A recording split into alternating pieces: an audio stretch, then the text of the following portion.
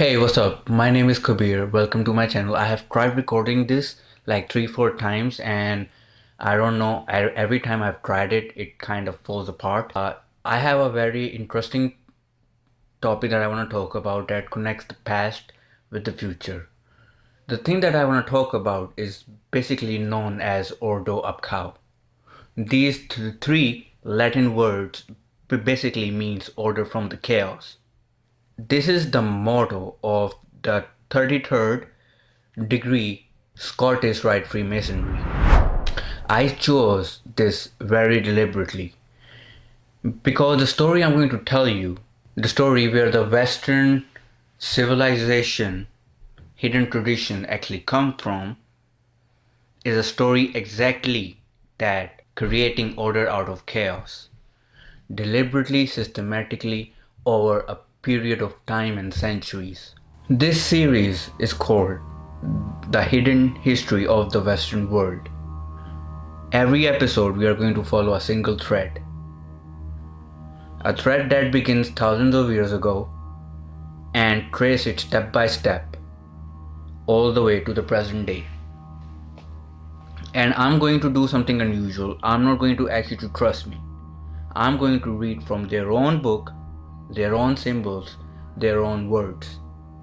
And you can decide what it means. I want to ask you something.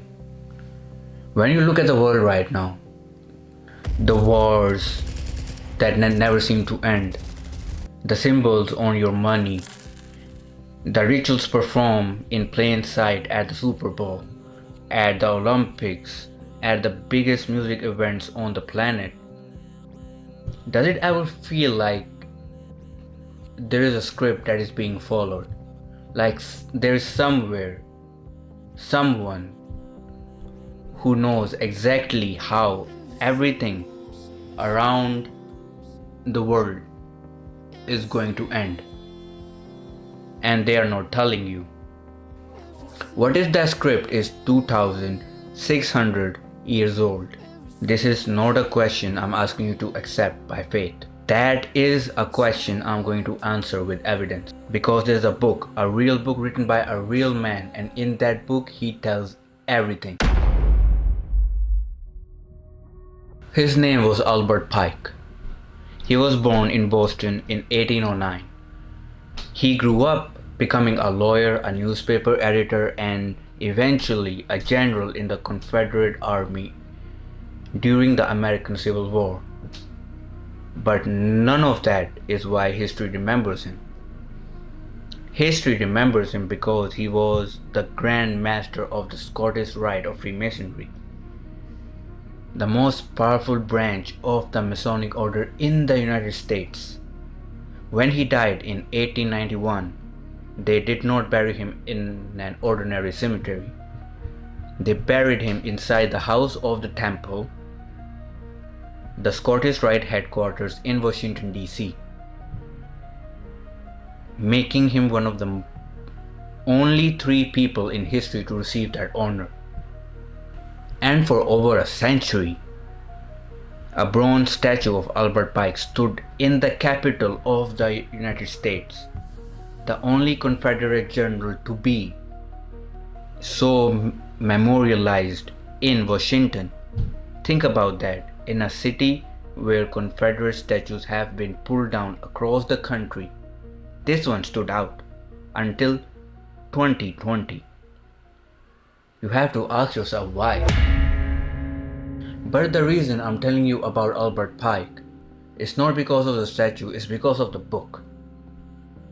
In 1871, Pike published a work called Morals and Dogma. 861 pages, and for more than a century, every man initiated into the Scottish Rite of Freemasonry was handed a personal copy of this book. They called it Bible of the Freemasonry. But here is the strange part.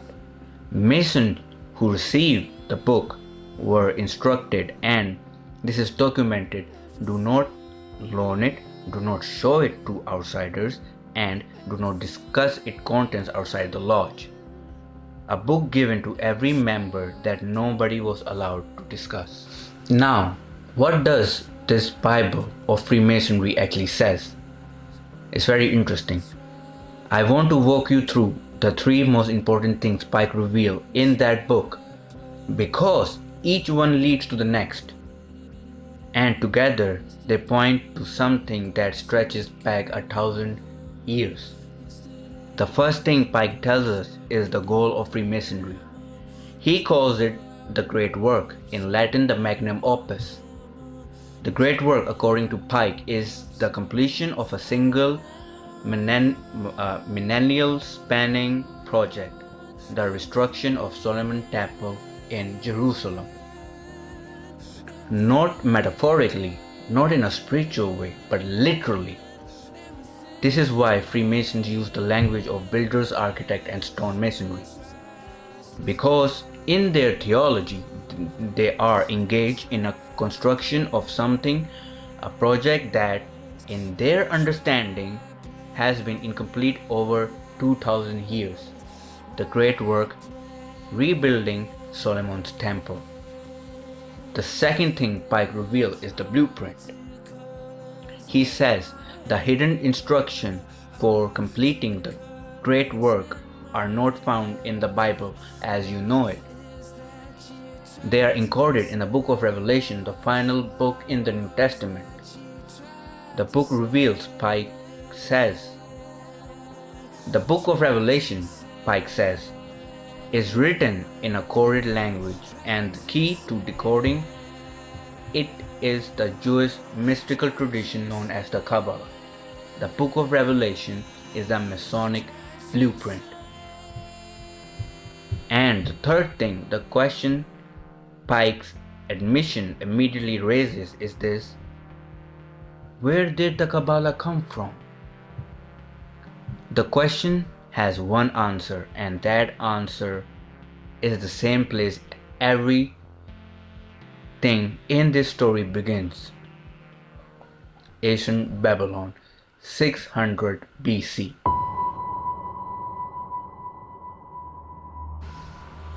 The year is 597 BC. A Babylon king named Nebuchadnezzar has done something that shook the ancient world to its foundation. He has marched his army into Jerusalem, captured the city, and destroyed the Temple of Solomon, the most sacred structure in the entire Jewish world. He has marched his army into Jerusalem, conquered the city, and destroyed the Temple of Solomon, the most sacred structure in the entire Jewish world. And then he did something the ancient world did routinely by conquering people. He took them away from their homeland. Priests, scholars, nobles, families, all of them rounded up, bounded, and marched hundreds of miles east into captivity, into Babylon. Now, I want you to understand what Babylon was at this moment of history. Babylon was not just a city, it was the center of the known world. A metropolis of staggering wealth, architecture, and power. Population estimates puts it at perhaps 200,000 people. One of the largest cities that had ever existed. But more than its size, Babylon was a place of profound and sophisticated religion. It was home to a priestly class called Chaldean Magi.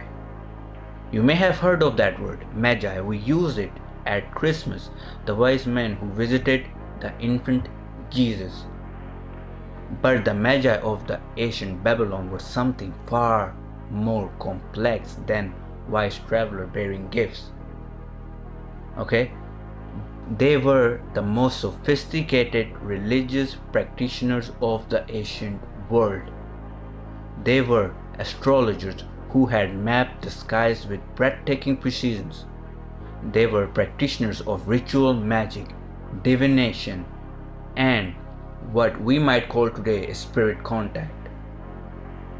They were the advisors to king, the keepers of secrets. Now, here is the detail that changes everything about the story. The Jewish people had been strictly forbidden from engaging in exactly these practices, going all the way back to the laws of Moses. Divination, astrology, spirit connection, ritual magic, all of it was classified under one word: abomination. And yet, there were now living inside the capital city of the world's greatest practitioners of these arts. For 70 years, something was going to happen.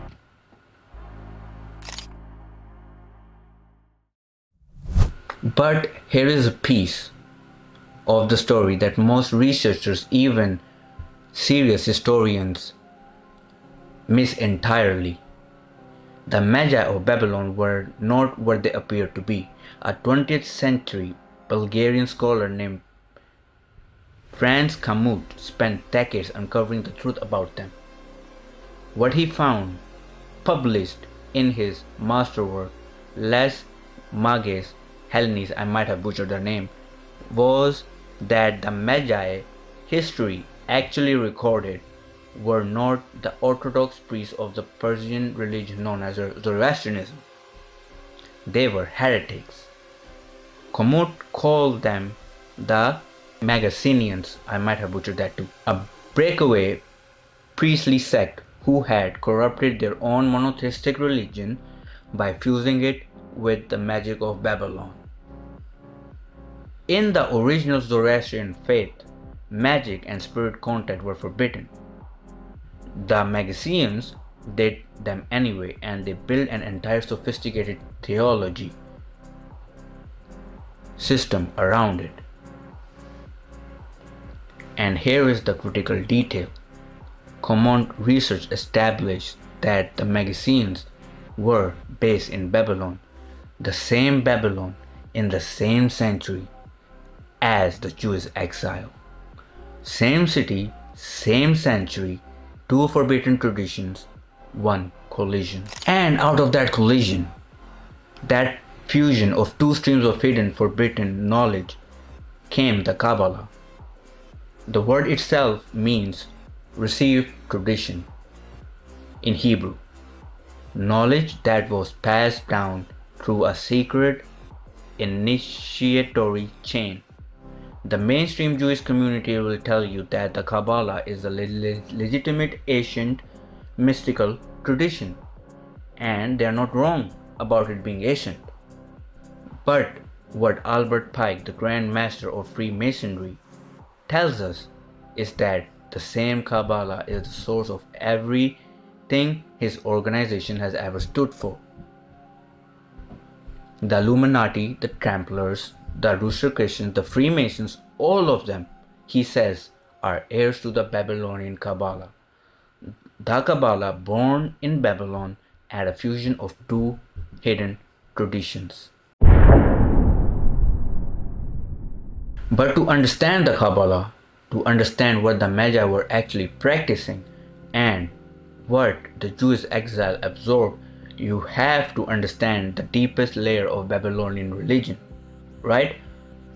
And at the deepest layer is a myth, a story so ancient and so universal that it appears in one form or another in every recorded civilization in history.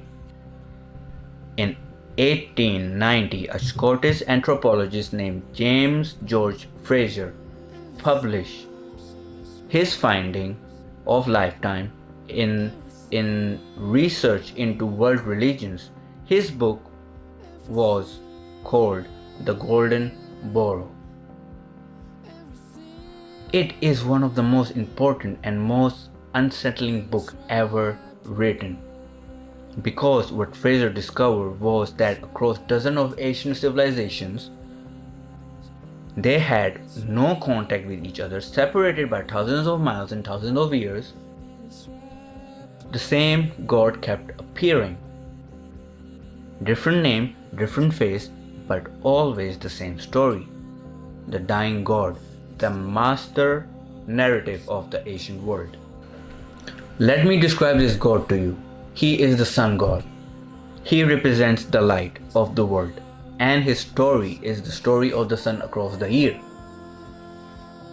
At the winter solstice, the shortest day of the year, when the darkness reaches its peak and the sun is at its weakest, the dying god dies. We commemorate that day on the 25th of December. That's Christmas. At the spring equinox, when the day once again grows longer than the night, when the light has finally overcome darkness, the dying god rises. That's Easter. His festival also marked the summer solstice, the longest day of the year, celebrated by many Christians at Saint John's Day, and the autumn equinox, when the dying begins again, when the darkness starts to reclaim the world. We call it Halloween. The Western calendar is a life cycle of the dying god. Now the dying god has a consort, a divine feminine counterpart. She is Venus, the planet we call the morning star because it appears in the sky just before the sun rises and after it sets. In the ancient world, Venus and the sun were understood as two aspects of the same divine principle. The dying god and his consort were not separate deities. They were two faces of one reality, inseparable. Now I need you to pay close attention to what I'm about to say. The Latin name for Venus, the official Roman astronomical name for the planet named Venus, used by scholars and astronomers for centuries, is this. From the Latin lux fairer, meaning the light bearer or the bringer of light.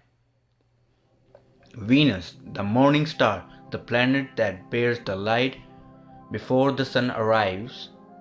And Albert Pike, in the Bible of Freemasonry, says this openly. He writes of Lucifer, the light bearer, and he is not describing the red devil with horns, right? He is describing Venus. He is describing the consort of the dying god. He is describing the morning star at the very heart of the ancient Babylonian religious system. So, when you see an occult tradition, a secret society, a ritual on television that venerates the light or the light bearer, now you know which light they're talking about. Now, let me show you how far this dying god tradition reaches, because once you see it, you cannot unsee it. This dying god appears everywhere. In ancient Babylon, he was Tammuz, the shepherd god who dies each year and whose death the women of Jerusalem were found weeping over, a practice the prophet Ezekiel condemned as an abomination. That's one. Number two, in ancient Canaan, the same land that later became Israel, he is Baal, the storm god, the fertility god, the dying and rising lord of the season. Now, third, in ancient Egypt, he is Osiris, murdered by his brother, descent into underworld, resurrected by his wife Isis, the original dying and rising god of the Nile. Now, number four, in ancient Greece, he is Dionysus, god of wine, ecstasy, death, and rebirth. The mysteries of Dionysus were the most secret and the most influential of the ancient Greek mysterious religion. Now we have number 5. In Rome, he is Mithras, the sun god worshipped in underground temple throughout the Roman Empire, a cult that spreads along the military routes and competed directly with early Christianity. And then we have number 5. In the Norse world, he is Baldar, the beautiful god of light who is killed by trickery, descent to the realm of death, and is prophesied to return after the great final battle. Different languages, different centuries, different continents, one story. He dies, he descends, he rises. The dying god myth is a master narrative of the Western world. And the secret societies, the Freemasons, the Templars, the Rosicrucians, are at their very core the custodians and preservers of this cult. The great work is not just about rebuilding a temple, it is about resurrecting the God that temple was built to serve. Let me show you what we have established so far in the story. Right?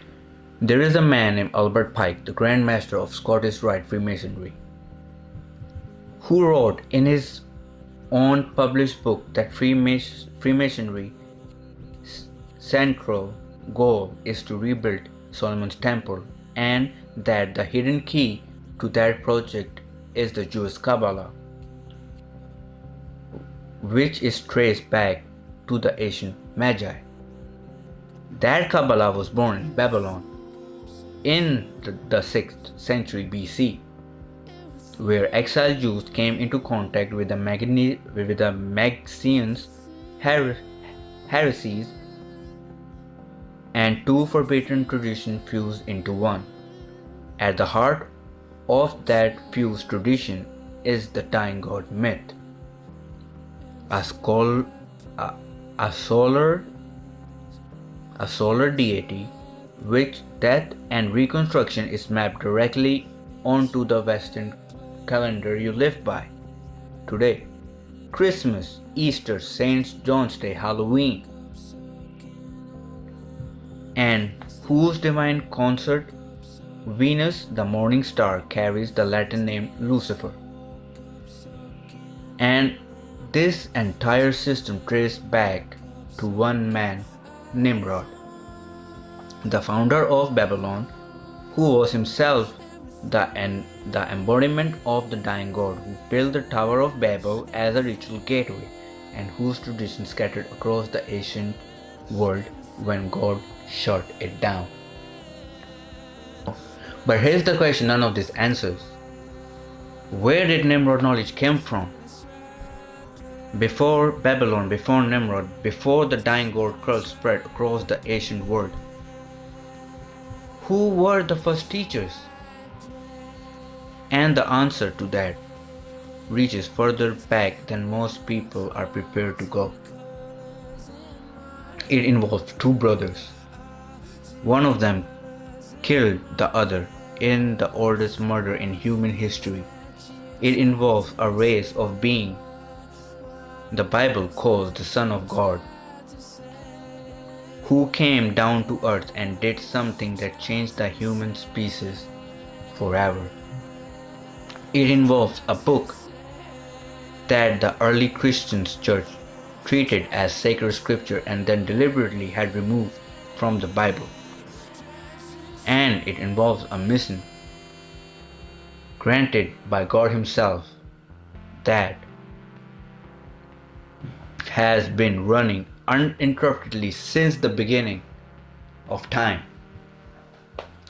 Everything is downstream of Babylon.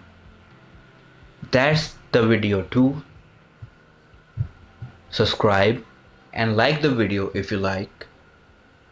I'll see you in the next one, where we'll go deeper into the story.